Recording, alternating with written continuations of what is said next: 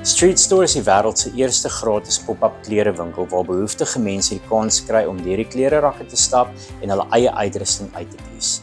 Daarna word hulle ook bedien met 'n maaltyd en gebed.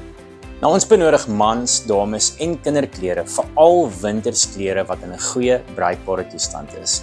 Alle klere kan gebring word tot en met Sondag die 25ste Mei.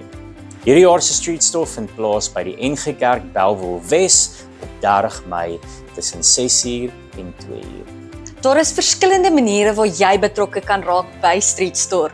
Ons eerste aspek is ons ushers. Jy gaan haal die persone by die hek en vat hulle deur al die stasies. Ons volgende een is ons pakkiepakkers. Jy help hierdie persoon om al hulle klere wat hulle gekry het in 'n sak te sit. Ons volgende een is ons stoorklerke. Jy maak seker elke stasie is altyd vol klere. Ons volgende een is gebed.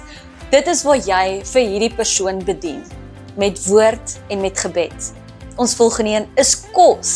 Dis waar jy die kos voorberei en dan vir elke persoon ietsie lekkers gee om te eet. Ons laaste een is ons sekuriteit. Jy maak seker almal is veilig. Jy staan by die in- en uitgang om seker te maak almal weet wat om te doen. En saam met die klere wat ons insamel, het ons 'n Serpie projek. Jy kan net R65 betaal en ons koop 1 meter materiaal en uit daai 1 meter uit kan ons 4 sjerpe vir mense gee. Ons vat hierdie serpe en ons deel dit dan uit vir die mense by Street Store. So as jy wil help en betrokke raak by hierdie geleentheid, bring jou kaart, gaan na die koffiestasie toe, betaal net R65 en jy kan vir 4 mense serpe gee.